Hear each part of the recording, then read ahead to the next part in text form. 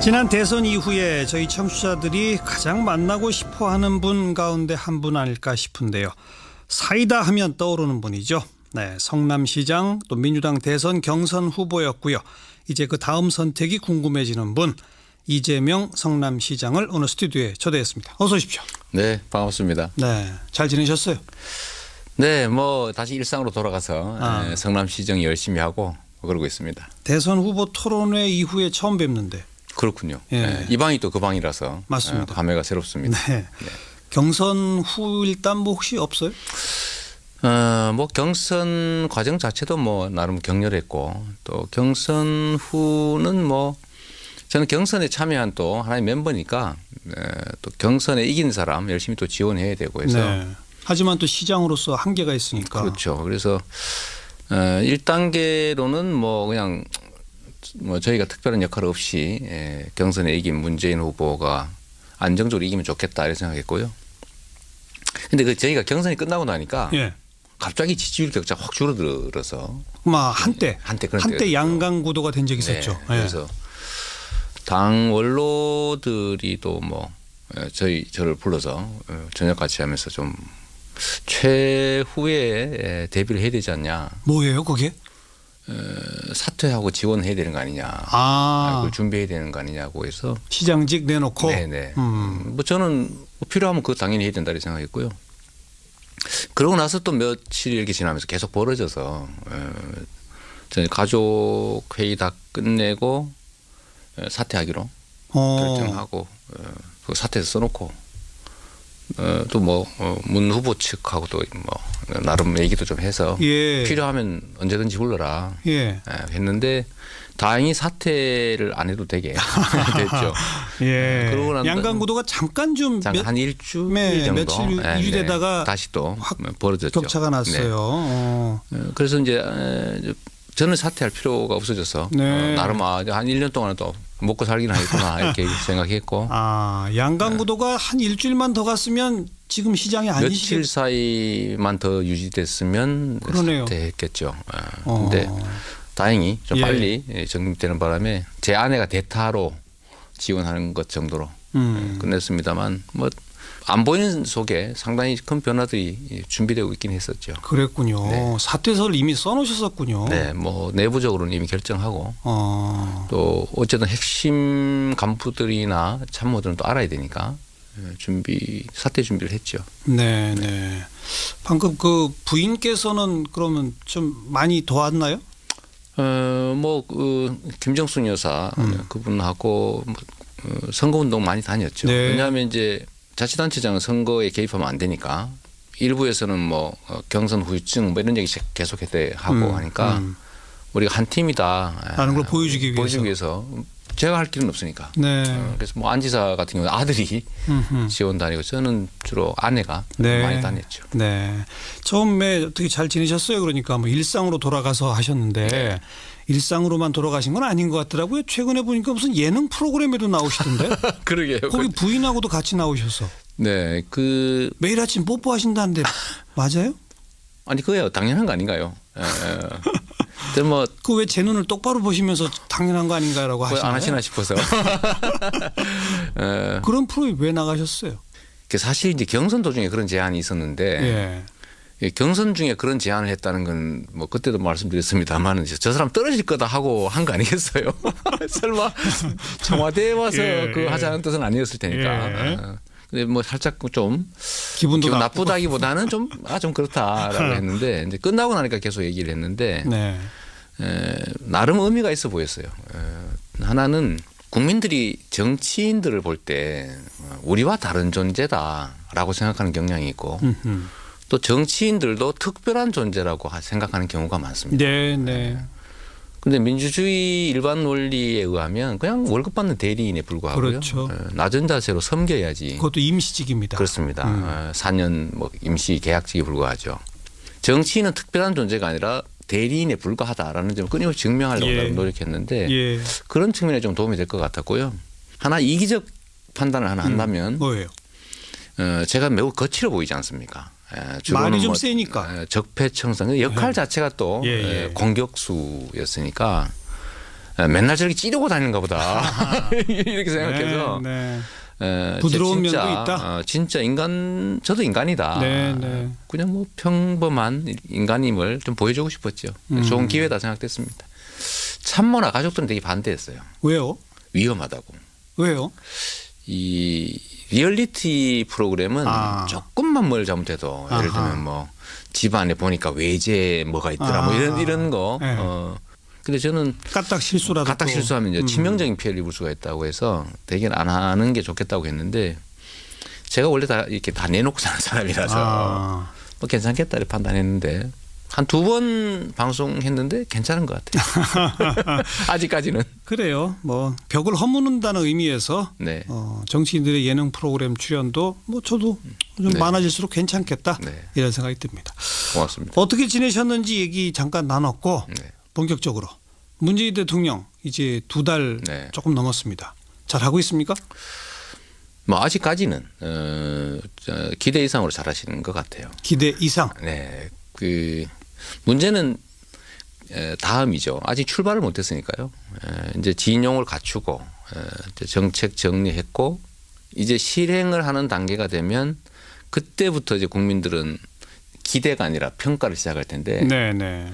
아직은 기대를 하는 단계라서 뭐 뭘 한 게 없지 않습니까, 솔직히. 뭐 국정교과서 중단한다든지 뭐 위안부 재협의 뭐 이런 거 선언한다든지 뭐 성과연봉제 이런 거 좀 못하게 만들고 이런 것들은 잘 하시는 것 같고요.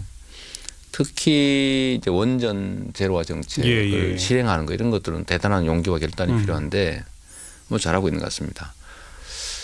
지금은 뭐 잘못하기도 좀 어려운 시점 아닙니까? 대통령 당선돼서 겨우 2달 지났는데 네.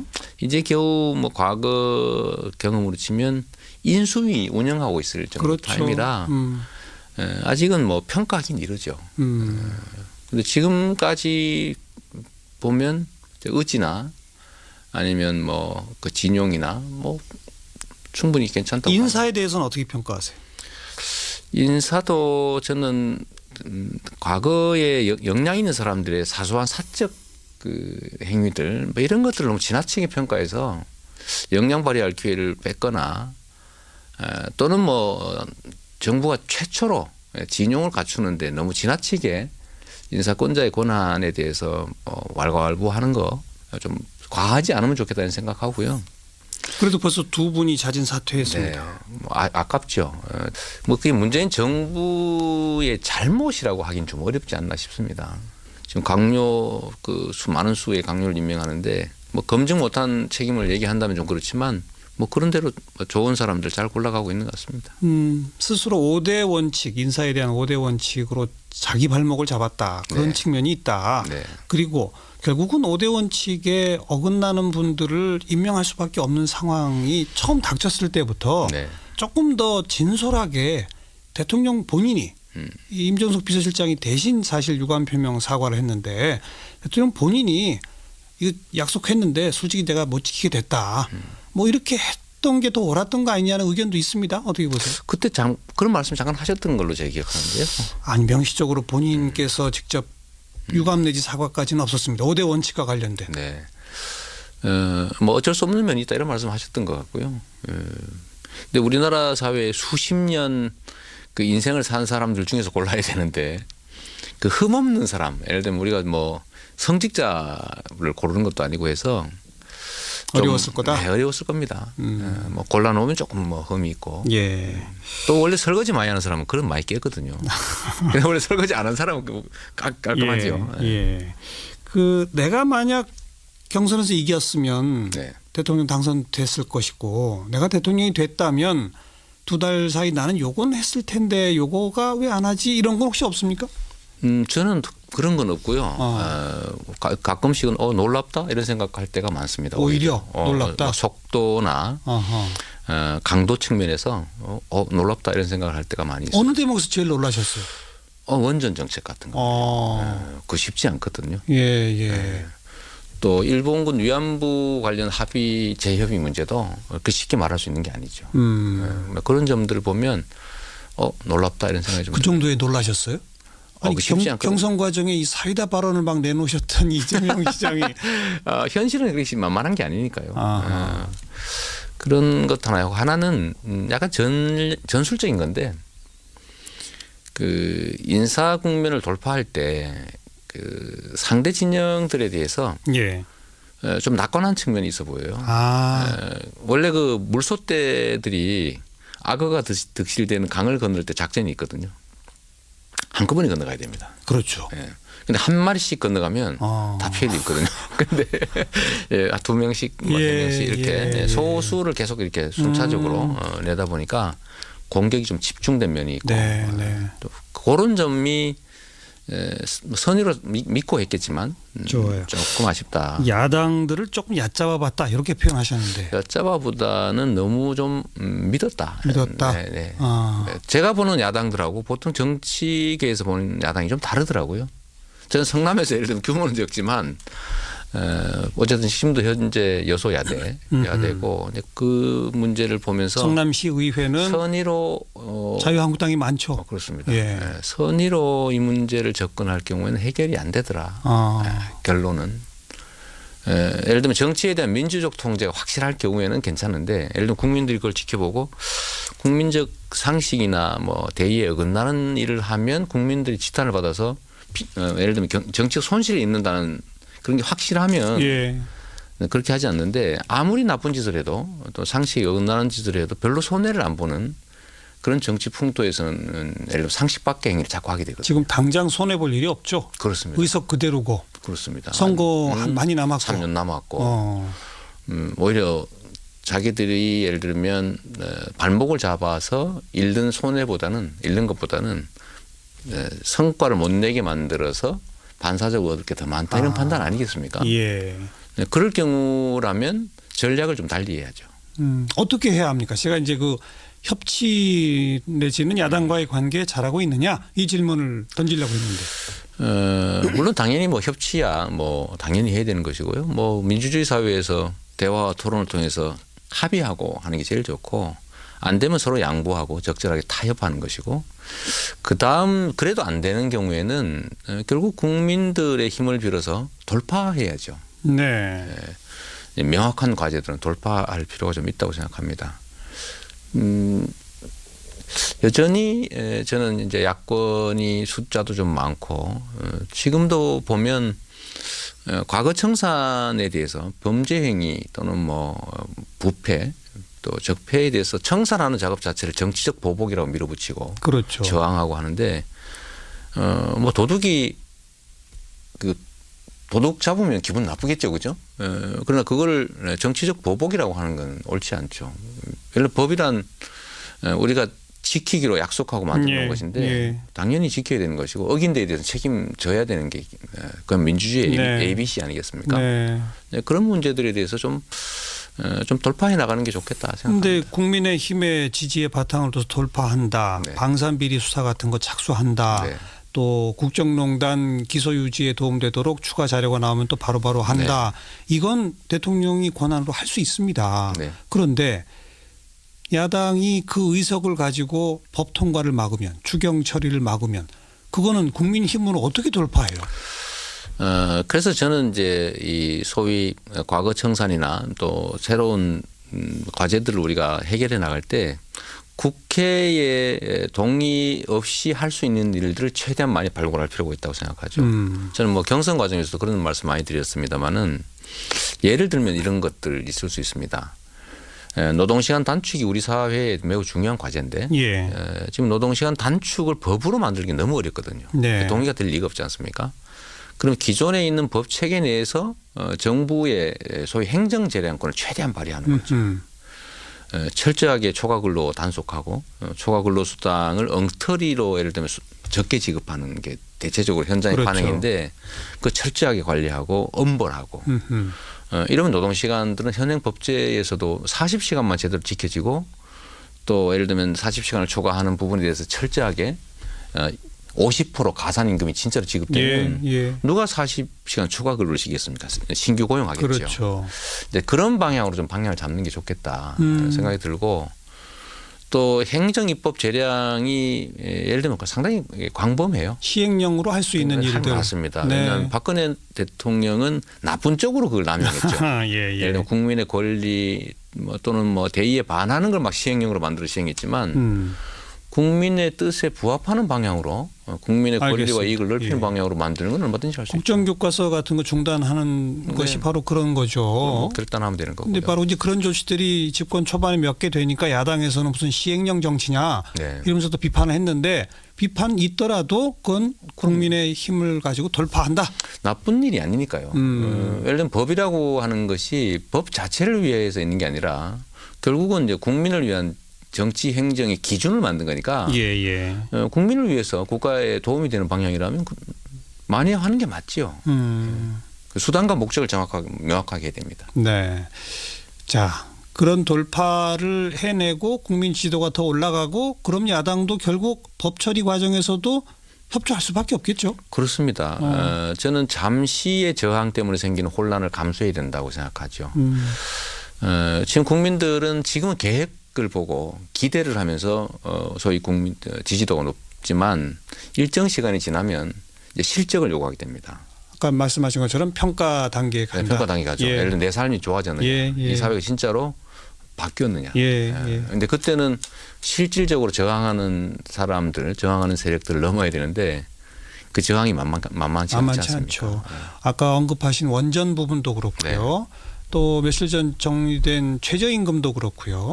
정해지자마자 이제 야당에서 또 일부 언론에서 아주 대대적인 공격을 이미 그렇습니다. 하고 있거든요. 근데 그런 것을 두려워하면 안 되죠.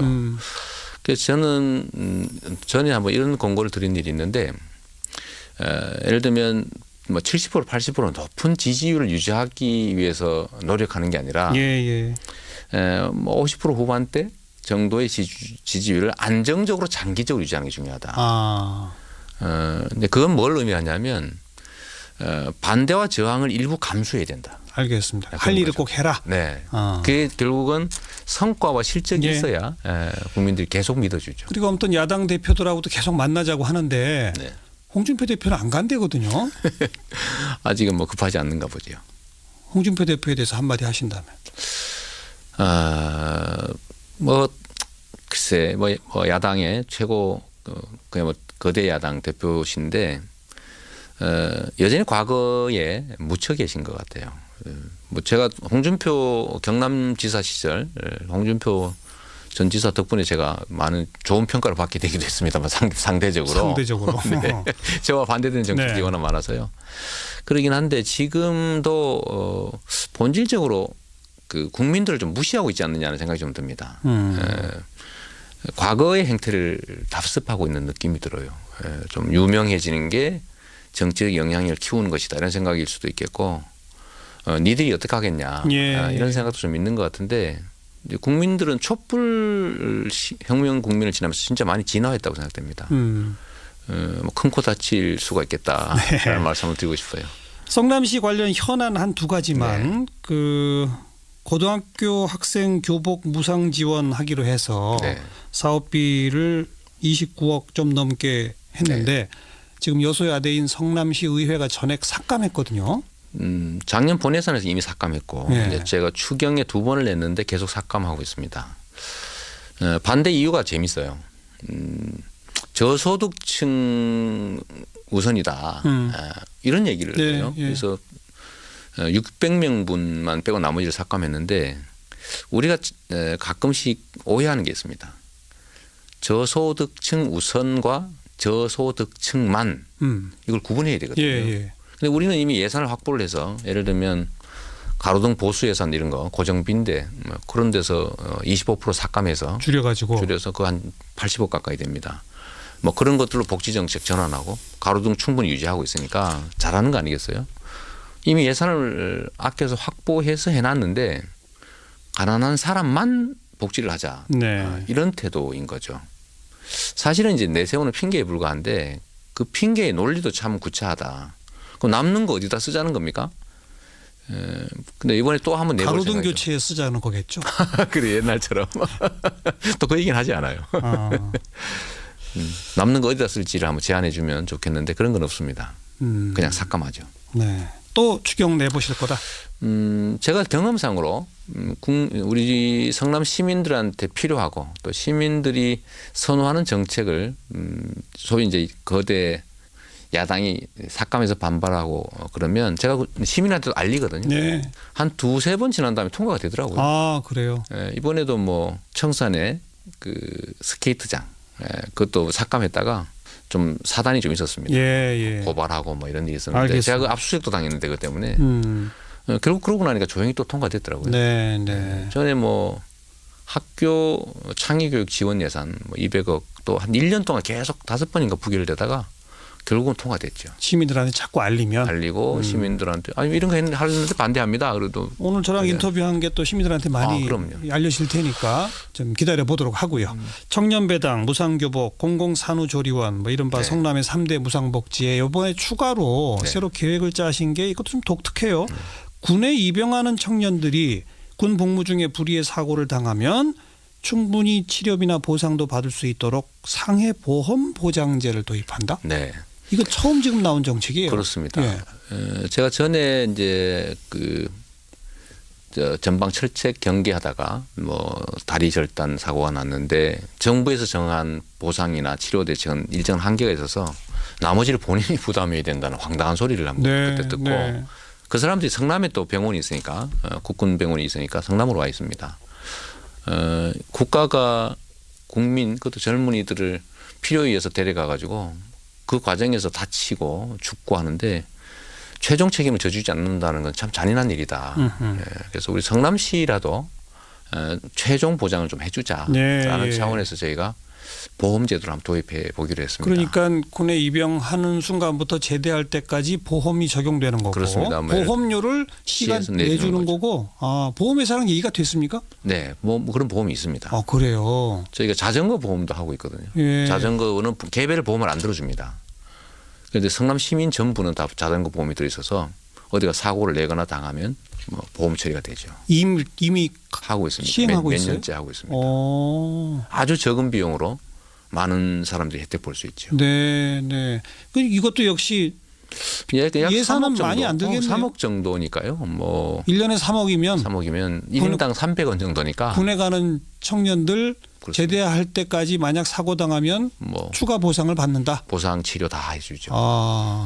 이건 의회가 반대 안 할 것 같은데요. 못하지 않을까 싶어요. 그래서 저는 이제 성남 시민들, 성남의 청년들만 혜택 보는 게 아니라 저는 국가가 기본적으로 이런 정도 다 해줘야 된다고 생각합니다. 예, 좋습니다. 그런 계기가 되겠지요. 내년 지방선거에 어떻게 하실 겁니까?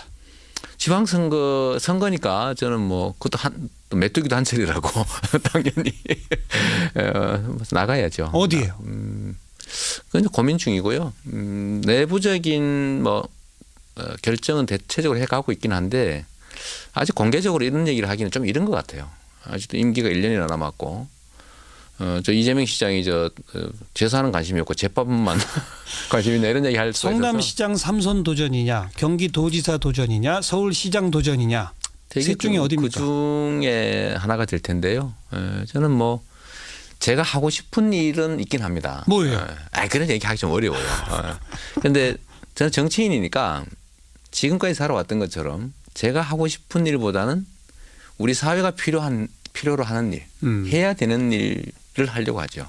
요구되는 일. 알겠습니다. 네. 박원순 시장이 3선 도전하면 서울시는 나 안 나간다. 맞죠, 그건? 그런 최종의 경우, 그 경우의 수를 물어봐서 그 경우는 안 하는 게 맞는 것 같다는 얘기를 했죠. 그건 사실이고요. 어떤 역할이든지 다른 좋은 사람들이 잘할 수 있으면 뭘 굳이 그럴 필요가 있겠냐 이런 생각이고요. 제 역할이 어디가 더 합당한지라는 측면에서 언제쯤 발표하실 겁니까? 제가 9월은 얘기했습니다. 9월 정도는 하는 게 좋겠다. 예. 네. 9월 달에 다시 나오십시오. 그럴까요? 네. 감사합니다. 했는데 다행히 사퇴를 안 해도 되게 됐죠. 예. 양강구도가 잠깐 한 일주일 정도 며칠 유지되다가 다시 또 확 벌어졌죠. 격차가 났어요. 그래서 이제 저는 사퇴할 필요가 없어져서 나름 한 1년 동안은 또 먹고 살기는 하겠구나 이렇게 생각했고. 아, 양강구도가 한 일주일만 더 갔으면 지금 시장이 아니시죠? 며칠 사이만 더 유지됐으면 그러네요. 사퇴했겠죠. 근데 다행히 좀 예. 빨리 정립되는 바람에 제 아내가 대타로 지원하는 것 정도로 끝냈습니다만 뭐 안 보이는 속에 상당히 큰 변화들이 준비되고 있긴 했었죠. 그랬군요. 네. 사퇴서를 이미 써놓으셨었군요. 네, 뭐 내부적으로는 이미 결정하고 또 어쨌든 핵심 간부들이나 참모들은 또 알아야 되니까 사퇴 준비를 했죠. 네, 네. 방금 그 부인께서는 그러면 좀 많이 도왔나요? 김정순 여사 그분하고 선거운동 많이 다녔죠. 네. 왜냐하면 이제 자치단체장은 선거에 개입하면 안 되니까 일부에서는 뭐 경선 후유증 뭐 이런 얘기 계속 하고 하니까 우리가 한 팀이다 라는 걸 보여주기 위해서 제가 할 길은 없으니까. 네. 그래서 뭐 안 지사 같은 경우는 아들이 지원 다니고 저는 주로 아내가 네. 많이 다녔죠. 네. 처음에 어떻게 잘 지내셨어요? 그러니까 뭐 일상으로 돌아가서 하셨는데 네. 일상으로만 돌아가신 건 아닌 것 같더라고요. 최근에 보니까 무슨 예능 프로그램에도 나오시던데. 그러게요. 거기 부인하고도 같이 나오셔서. 네, 매일 아침 뽀뽀하신다는데 맞아요? 아니 그거야 당연한 거 아닌가요? 근데 뭐 그 왜 제 눈을 똑바로 보시면서 당연한 거 아닌가라고 하시나요? 안 하시나 싶어서. 그런 프로에 왜 나가셨어요? 사실 이제 경선 도중에 그런 제안이 있었는데, 그렇습니다. 뭐 아깝죠. 뭐 그게 문재인 정부의 잘못이라고 하긴 좀 어렵지 않나 싶습니다. 지금 강요 많은 수의 강요를 임명하는데 뭐 검증 못한 책임을 얘기한다면 좀 그렇지만 뭐 그런 대로 좋은 사람들 잘 골라가고 있는 것 같습니다. 스스로 5대 원칙, 인사에 대한 5대 원칙으로 자기 발목을 잡았다. 그런 네. 측면이 있다. 네. 그리고 결국은 5대 원칙에 어긋나는 분들을 임명할 수밖에 없는 상황이 처음 닥쳤을 때부터 네. 조금 더 진솔하게 대통령 본인이 이 임종석 비서실장이 대신 사실 유감 표명 사과를 했는데 대통령 본인이 이거 약속했는데 솔직히 내가 못 지키게 됐다. 뭐 이렇게 했던 게 더 옳았던 거 아니냐는 의견도 있습니다. 어떻게 보세요? 그때 그런 말씀 잠깐 하셨던 걸로 제가 기억하는데요. 아니 명시적으로 본인께서 직접 유감 내지 사과까지는 없었습니다. 5대 원칙과 관련된. 네. 뭐 어쩔 수 없는 면이 있다 이런 말씀하셨던 것 같고요. 근데 우리나라 사회에 수십 년 그 인생을 산 사람들 중에서 골라야 되는데 그 흠없는 사람, 예를 들면 우리가 뭐 성직자를 고르는 것도 아니고 해서 어려웠을 거다. 네, 어려웠을 겁니다. 뭐 골라놓으면 조금 뭐 흠이 있고. 예. 또 원래 설거지 많이 하는 사람은 그런 많이 깨거든요. 근데 원래 설거지 안 하는 사람은 깔끔하죠. 예. 예.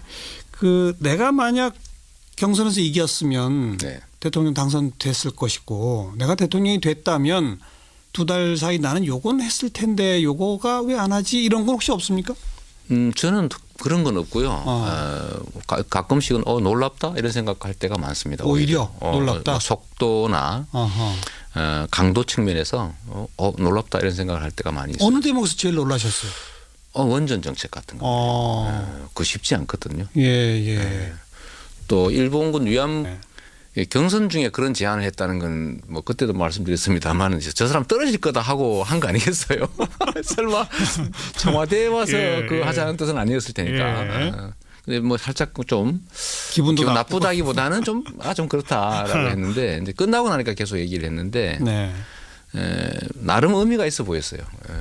하나는 국민들이 정치인들을 볼 때 우리와 다른 존재다라고 생각하는 경향이 있고 또 정치인들도 특별한 존재라고 생각하는 경우가 많습니다. 네. 그런데 민주주의 일반 원리에 의하면 그냥 월급 받는 대리인에 불과하고요. 그렇죠. 낮은 자세로 섬겨야지. 그것도 임시직입니다. 그렇습니다. 4년 뭐 임시 계약직에 불과하죠. 정치인은 특별한 존재가 아니라 대리인에 불과하다라는 점을 끊임없이 증명하려고 노력했는데 그런 측면에 좀 도움이 될 것 같았고요. 하나 이기적 판단을 하나 한다면 뭐예요? 제가 매우 거칠어 보이지 않습니까? 말이 좀 세니까. 적폐청산 역할 자체가 또 공격수였으니까 맨날 저렇게 찌르고 다니는가 보다 이렇게 생각해서 부드러운 진짜, 면도 있다. 진짜 저도 인간이다. 그냥 뭐 평범한 인간임을 좀 보여주고 싶었죠. 좋은 기회다 생각됐습니다. 참모나 가족들은 되게 반대했어요. 왜요? 위험하다고. 왜요? 이 리얼리티 프로그램은 조금만 뭘 잘못해도 예를 들면 뭐 집안에 보니까 외제 뭐가 있더라 뭐 이런 거. 네. 근데 저는 까딱 실수하면 이제 치명적인 피해를 입을 수가 있다고 해서 대개는 안 하는 게 좋겠다고 했는데 제가 원래 다 이렇게 다 내놓고 사는 사람이라서 뭐 괜찮겠다 이렇게 판단했는데 한 2번 방송했는데 괜찮은 것 같아요. 아직까지는. 그래요. 뭐 벽을 허무는다는 의미에서 네. 정치인들의 예능. 지난 대선 이후에 저희 청취자들이 가장 만나고 싶어하는 분 가운데 한 분 아닐까 싶은데요. 사이다 하면 떠오르는 분이죠. 네, 성남시장 또 민주당 대선 경선 후보였고요. 이제 그 다음 선택이 궁금해지는 분 이재명 성남시장을 오늘 스튜디오에 초대했습니다. 어서 오십시오. 네, 반갑습니다. 네, 잘 지내셨어요? 네, 뭐 다시 일상으로 돌아가서 성남시장 열심히 하고 그러고 있습니다. 대선 후보 토론회 이후에 처음 뵙는데. 그렇군요. 예. 네, 이 방이 또 그 방이라서 맞습니다. 감회가 새롭습니다. 네. 네. 경선 후 일단 뭐 혹시 없어요? 뭐 경선 과정 자체도 뭐 나름 격렬했고 또 경선 후는 뭐 저는 경선에 참여한 또 하나의 멤버니까 또 경선에 이긴 사람 열심히 또 지원해야 되고 해서 네. 하지만 또 시장으로서 한계가 있으니까. 그렇죠. 그래서 1단계로는 뭐 그냥 뭐 저희가 특별한 역할 없이 경선에 이긴 문재인 후보가 안정적으로 이기면 좋겠다 이렇게 생각했고요. 근데 그 저희가 경선이 끝나고 나니까 예. 갑자기 지지율 격차가 확 줄어들어서 한때 양강 구도가 된 적이 있었죠. 네. 그래서 당 원로들이 또 뭐 저를 불러서 저녁 같이 하면서 좀 최후에 대비를 해야 되지 않냐. 뭐예요, 그게? 사퇴하고 지원해야 되는 거 아니냐. 그걸 준비해야 되는 거 아니냐고 해서 시장직 내놓고. 네네. 뭐 저는 필요하면 그거 당연히 해야 된다 이렇게 생각했고요. 그러고 나서 또 며칠 이렇게 지나면서 계속 벌어져서 저희 가족 회의 다 끝내고 사퇴하기로 결정하고 그 사퇴해서 써놓고 또 뭐 문 후보 측하고 또 뭐 나름 얘기도 좀 해서 예. 필요하면 언제든지 프로그램 출연도 뭐 저도 좀 많아질수록 괜찮겠다 이런 생각이 듭니다.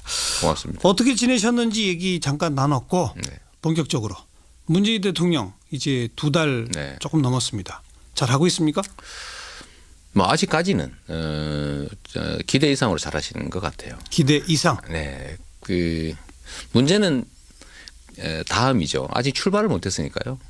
이제 진용을 갖추고 이제 정책 정리했고 이제 실행을 하는 단계가 되면 그때부터 이제 국민들은 기대가 아니라 평가를 시작할 텐데 아직은 기대를 하는 단계라서 뭐 뭘 한 게 없지 않습니까, 솔직히. 뭐 국정교과서 중단한다든지 뭐 위안부 재협의 뭐 이런 거 선언한다든지 뭐 성과연봉제 이런 거 좀 못하게 만들고 이런 것들은 잘 하시는 것 같고요. 특히 이제 원전 제로화 정책을 실행하는 거 이런 것들은 대단한 용기와 결단이 필요한데 뭐 잘하고 있는 것 같습니다. 지금은 뭐 잘못하기도 좀 어려운 시점 아닙니까? 대통령 당선돼서 겨우 2달 지났는데 이제 겨우 뭐 과거 경험으로 치면 인수위 운영하고 있을 정도 타임이라 아직은 뭐 평가하기는 이르죠. 근데 지금까지 보면 의지나 아니면 뭐 그 진용이나 뭐 충분히 괜찮다고. 인사에 대해서는 어떻게 평가하세요? 인사도 저는 과거에 역량 있는 사람들의 사소한 사적 그 행위들 뭐 이런 것들을 너무 지나치게 평가해서 역량 발휘할 기회를 뺐거나 또는 뭐 정부가 최초로 진용을 갖추는데 너무 지나치게 인사권자의 권한에 대해서 왈가왈부하는 거 좀 과하지 않으면 좋겠다는 생각하고요. 그래도 벌써 2분이 자진 사퇴.